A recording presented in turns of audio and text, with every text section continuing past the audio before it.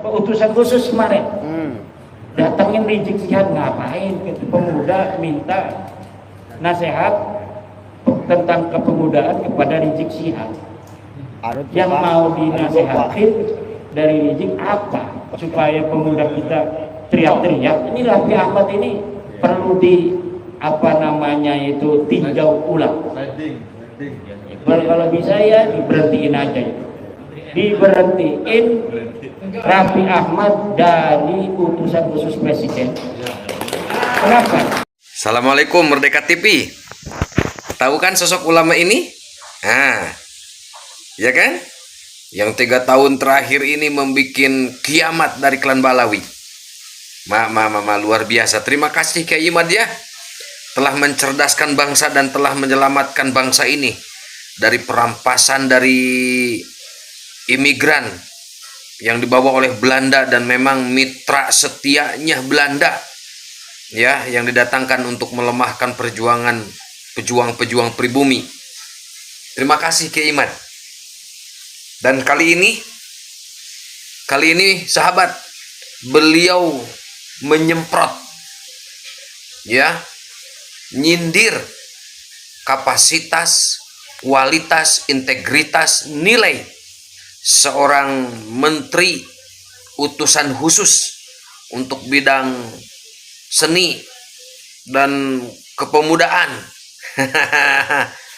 Raffi Ahmad. Nih simak nih, tonton nih ya. Sangat memalukan, kelas menteri kok tidak tahu sejarah ya, tidak tahu efek apa yang akan dia perbuat. Oke, tonton tuh sahabat. Menteri petugas utusan khusus kemarin datangin Rizik Syihab, ngapain gitu pemuda minta nasihat tentang kepemudaan kepada Rizik Syihab. Yang mau dinasehatin dari Rizik apa supaya pemuda kita dosa besar, dambun kabir, yajibu alaihi nar illam yatubu. Kalau tidak tobat neraka, yakin seyakin-yakinnya mereka neraka. Kenapa? Karena sudah jelas 1 tambah 1 itu 2, dia katakan 22. Pokoknya 1 tambah 1 22. 1 tambah 1 itu 2, 2-nya 1. Tidak bisa. Saya husnudzon bahwa 1 ini sebenarnya 11, 1 yang satunya sebenarnya 11. Jadi 11 tambah 11 itu 22. Nggak bisa, ini sudah nyakar 1. Ininya tambah 1, 1 tambah 1 2. Nggak bisa. Kita husnudzon 1 ini sebenarnya ada di sampingnya angka 1 lagi. Jadi 1 itu 11 tambah 11 sama dengan 22. Ini orang yang model begini sama dengan orang yang hari ini menerima Ba'lawi sebagai cucu Nabi. Diskusi sedaikan, diminta dalilna tapi mereka menganggap orang-orang yang membatalkan nasab Ba'lawi bukan keturunan Nabi, bil yakin itu sebagai orang-orang pemecah belah umat. Yang mecah belah umat Rasulullah itu ente. Yang bakalnya nanti di hari kiamat, orang akan menjadi bingung, orang akan menjadi tidak bisa membedakan mana Imam Mahdi asli dan mana Imam Mahdi palsu. Jangan-jangan mereka tidak percaya adanya Imam Mahdi. Dikatakan di dalam ajaran Ahlussunnah wal Jamaah bahwa nanti di hari kiamat Imam Mahdi itu akan keluar dari mana? Dari keturunannya Rasulullah Muhammad SAW. Lah kalau sekarang ini keturunan palsunya kita biarkan, bisa jadi keturunan palsu ini yang akan mengaku sebagai Imam Mahdi kiamat nanti. Dan ini berbahaya buat persatuan umat Islam dikalau umat Islam sedang menghadapi Dajjal, menghadapi pasukan Ya'juj Ma'juj di masa depan. Ini luar biasa. Konsekuensinya berat. Husnudon kepada sesuatu yang jelas sudah nyata. La ibrata bil dhannil bayyini khata'un. Tidak bisa dihitung don yang sudah nyata salahnya. Balawi bukan cucu Nabi ini sudah nyata salahnya, sudah jelas terputus, kitabnya tidak ada, nasabnya bukan orang Arab. Kenapa masih menerima Balawi sebagai cucu Nabi? Kecuali mereka memang ingin menyakiti baginda Nabi besar Muhammad sallallahu alaihi wasallam.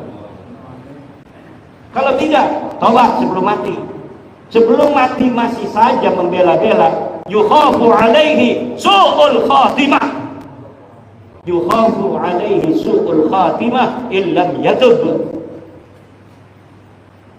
Liman qabila anna Ba'lawi min dirati Rasulillah yukhafu alaihi su'ul khatimah illam yatub. Tub halan, tub halan, tub halan. Insyaallah yukfarlah. Kalau tidak tobat bahaya itu. Kecuali belum ada dalil. Dulu orang-orang tua kita insya Allah masuk surga ya. Dulu sebelum tahun 2022 orang yang mengakui Balawi sebagai cucu Nabi mati mengakui Balawi cucu Nabi, insya Allah diampuni. Tapi setelah tahun 2022 siapa saja yang mengakui Balawi sebagai cucu Nabi kemudian dia mati dalam keadaan membela Balawi sebagai pengakuan sebagai cucu Nabi, yukhafu alaihi su'ul khatimah. Bahaya urusannya ini. Kenapa? Karena memang sudah tidak ada celah sedikit pun bisa dikatakan Balawi sebagai cucu Nabi. Terayat. Tidak ada satu pun celah. Dulu waktu pertama kali saya masih bisa mengatakan ini adalah penelitian bisa salah. Tetapi dialektika selama 2 tahun ini mengerucut pada suatu kesimpulan bahwa memang mereka ini betul-betul memfabrikasi dan menciptakan nasab itu di abad 9 sebelumnya sama sekali tidak ada. Nah ini yang tugas kita di Jawa Barat ini adalah untuk memberikan pemahaman itu. Wah katanya nanti memecah belah umat. Ya Nabi Muhammad datang ke Arab Saudi itu di Saudi ketika membawa kebenaran Islam, ya tentu ada yang menerima ada yang menolak. Yang menolak dari Bani Hashim ada Abu Lahab, pamannya Nabi. Yang menerima dari keluarga Nabi ada siapa? Hamzah, Abbas. Berperang mereka. Tapi ujungnya qul ja'al haqq wa zahaqal batil innal batil kana zahuqa. Yang benar pasti menang. Yang menang pasti enggak. Yang benar pasti menang. Kalau ada orang batil menang itu sementara, tapi ujungnya dia akan kalah, hancur. Itu Al-Quran yang mengatakan wa qul ja'al haqq wa zahaqal batil innal batila kana zahuqa. Ini yang harus ditanamkan kepada para pengurus Jawa Barat, pengurus wilayah, pengurus DPD, bahwa kita ini walaupun orang-orang lemah ilmu, lemah duit, tetapi tugasnya mirip sama Rasulullah, mirip dengan para sahabat-sahabat masa lalu, melawan orang-orang kufar Makkah, melawan orang-orang musyriki Makkah yang luar biasa. Mereka menguasai sumber daya di Makkah waktu itu, baik sumber daya ekonomi maupun menguasai sumber daya kepemimpinan. Tetapi Rasulullah munfaridan, sendirian saja pertamanya dengan keyakinan yang luar biasa. Kemudian istrinya ikut, kemudian siapa? Imam Ali, ponakannya, bukan ponakan, sepupunya ikut, kemudian Abu Bakar ikut, kemudian Sayyidina Umar ikut, lama-lama kemudian banyak dan akhirnya menjadi kekuatan di dunia hari ini yang paling tinggi dari sisi keyakinan kepada Tuhan adalah di antaranya agama Islam. Walaupun belum mayoritas. Di dunia ini, para dulur-dulur sekalian, Islam itu bukan mayoritas. Yang sekarang mayoritas adalah Kristen. Islam nomor 2. Nomor 2 itu Islam. Tapi pertumbuhan terbesar sejak beberapa puluh tahun ke belakang, diprediksi Islam akan menjadi mayoritas beberapa puluh tahun lagi. Ke depan itu kita musuh dalam tanda kutip, musuh di TikTok segala macam itu, bukan dengan orang-orang ahli kita. Kayak sekarang kan Ustadz Wafi itu debat-debat dengan orang Kristen, dengan orang Protestan, dengan orang Katolik. Masa depan musuh kita itu adalah orang-orang ateis, agnostik, yang mereka sama sekali tidak percaya kepada Tuhan. Di TikTok mulai hari ini, di YouTube mulai hari ini, orang-orang ateis muncul. Mereka pertama ingin mendapatkan kesamaan hak di negara Indonesia, bahwa walaupun negara kita ini berdasar Pancasila dengan sila pertamanya ketuhanan yang Maha Esa, tetapi orang-orang ateis ingin diberikan hak juga. Nah, ini ke depan musuh kita ini adalah orang-orang ateis. Maka peradaban ilmu pengetahuan waladiyah syamsiyah yang dulu dipersiapkan untuk melawan orang-orang ateis, ini akan bermanfaat kembali. Ini harus diasah. Untuk apa? Untuk melawan filsafat orang-orang ateis yang mempertanyakan Tuhan itu ada atau tidak. Tuhan itu ilmiah apa tidak? Apakah bisa Tuhan diilmiahkan? Nah, ini nanti yang akan terjadi dengan anak-anak kita ke depan. Mereka mempertanyakan kembali tentang zat Allah, seperti peristiwa 250 Hijriah ketika Abdul Hasan Asy'ari, Abu Mansur Al-Maturidi melawan orang-orang ateis, Mu'tazilah melawan orang-orang ateis. Ini yang akan kita hadapi. Nah, sebelum kita menghadapi orang-orang seperti itu, maka kita juga harus memperkuat ilmu pengetahuan anak-anak kita. Bagaimana kita berbicara filsafat, bicara dengan metodologi waladiyah syamsiyah, dengan metodologi al-mungkin minad dhalal. Kalau tentang metodologi ilmiah saja santri-santri kita tidak ngerti. Kalau sudah ada dalil tentang batalnya Ba'lawi, maka Ba'lawi tidak bisa lagi untuk diterima. Tapi kenapa santri-santri kita masih ada yang menerima? Karena tradisi ilmiah ini belum biasa dikonsumsi dengan konstruktif dan kritis oleh santri-santri kita. Ini maka akan bisa untuk diprediksi pertandingan dengan orang ateis ke depan, santri kita akan kelabakan. Kenapa? Karena dengan teori filsafat ilmu yang sederhana saja, mereka tidak bisa untuk mengambil kesimpulan kebenaran. Kalau sebuah tesis, bumi itu datar, kemudian diketemukan tesis berikutnya yang mengatakan bumi itu bulat, maka dengan berbagai macam dalil-dalil yang kuat, tesis bahwa bumi itu datar itu hancur lebur dan tidak bisa diterima kembali. Sekarang kita sudah bisa untuk melihat bumi dari atas. Ternyata betul bahwa bumi ini bulat. Perdebatan masa lalu di tahun 1500-an Masehi, apakah bumi itu bulat, apakah bumi itu datar, hari ini terkonfirmasi bahwa memang bumi ini bulat. Maka sebuah tesis yang telah terbantahkan itu sudah tidak bisa lagi dihusnudoni. Bagaimana kita husnudon aja sih Abah? Katanya bumi ini datar, buktinya kita tidak melayang-melayang, tidak jatuh, ini ada di bumi. Tidak bisa, bos. Karena apa? Karena kesimpulan ilmiah bahwa bumi ini bulat sudah zahirun bayyinun la yuraddu.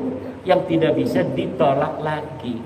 Sama bumi bulat itu dengan kesimpulan Balawi bukan cucu Nabi yang tidak mungkin bisa dibantah lagi. Yang masih nerima akan terbantah sendiri oleh dirinya sendiri, hanya nunggu waktu. Nunggu kecewa aja sedikit ditempeleng sama Balawi, dia akan sadar. Atau dia motornya dipinjem nggak dikembaliin lagi, langsung itu saya ikut Kiai Madudin. Tinggal begitu aja. Hanya butuh sedikit kecewa untuk Muhyiddin, insya Allah akan sadar. Hanya butuh sedikit kecewa saja. Dalil tidak ada. Innaka la tahdi man ahbabta walakinnallaha yahdi man yasha. Nabi Muhammad kurang apa? Beliau adalah orang yang sangat dikasih Allah, Habibullah. Habib asli itu Rasulullah itu. Tapi tidak semua manusia di dunia mengikuti Rasulullah. Apalagi model Imaduddin Utsman yang katanya kecilnya aja tahu, katanya sama Imad itu. Iya kecilnya tahu, saya kecil dulu sih. Kalau saya langsung besar nggak bakal ada orang yang tahu saya kecilnya gimana. Orang saya kecil dulu, manusia betul-betul terlihat oleh sekampung saya. Al-kreseku ya'lamuni, al-kreseku ya'rifuni, watangrangu ya'lafuni. Gak bisa saya itu menutupi diri saya dari orang Kresek, dari orang Tangerang, karena seluruh orang Kresek Tangerang tahu saya. Nah, ini masalahnya. Ini kita harus banyak tantangan ini Abah Setu ini. Tapi bisa nggak Kiai dikaitkan dengan ayat tadi, wa mayyat tabi'u apa namanya aktsaruhum illa dhanna inna dhanna la yubni minal haqqi syai'a. Dan itu kan Allah berkata tidak boleh kita itu apa namanya kebanyakan manusia itu hanya hidup dari don.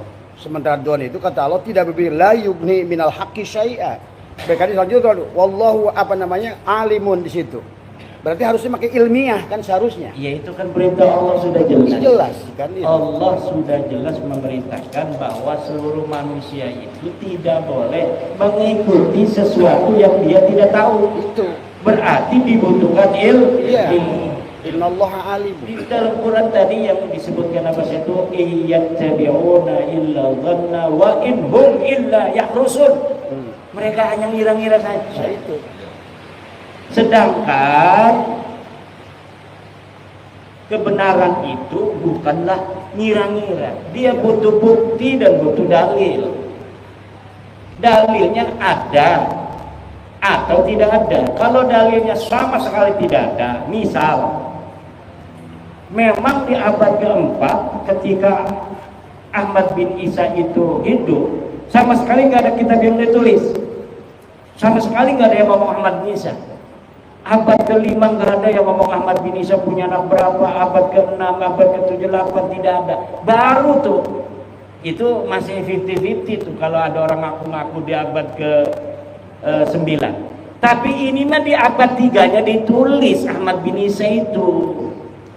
Anaknya ditulis, di abad ke-4 anaknya ditulis, Ahmad bin Isa-nya ditulis, abad ke-5 Ahmad bin Isa ditulis, anaknya ditulis, abad ke-6, ke-7, ke-8 semuanya ditulis.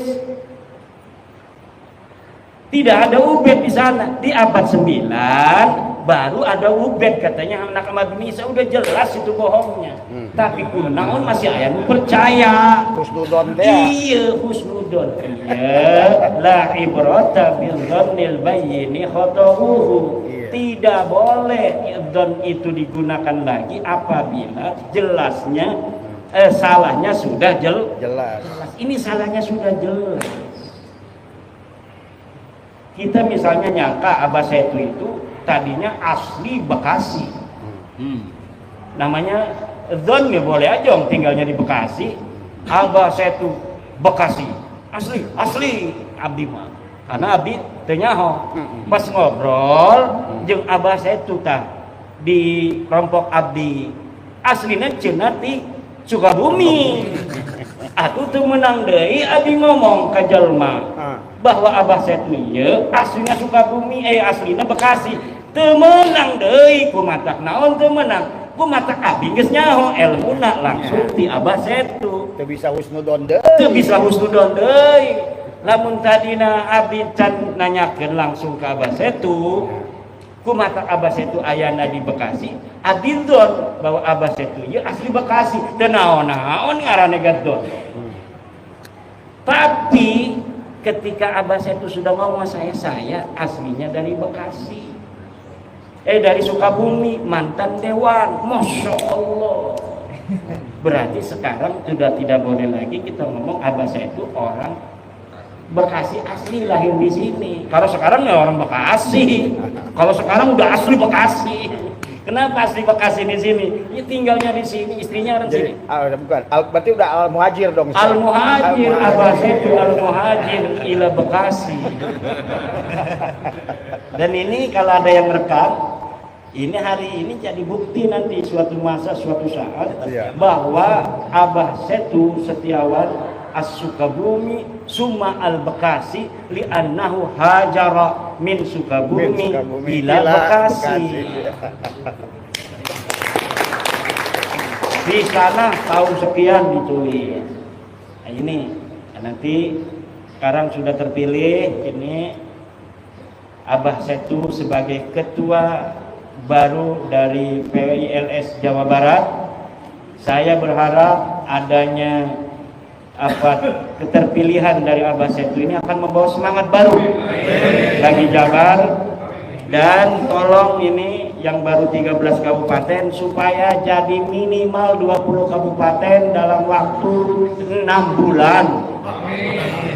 Jadi tugas dari saya sebagai ketua karateker tim pemilihan ketua PWLS Jabar yang hari ini sudah konklusif bahwa Abah Setu sebagai ketua Jabar memohon kepada ketua terpilih dan jajaran nanti agar dalam waktu 6 bulan dari 27 kabupaten kota ini 20 kabupaten sudah terbentuk PWLS demi tanah Pasundan.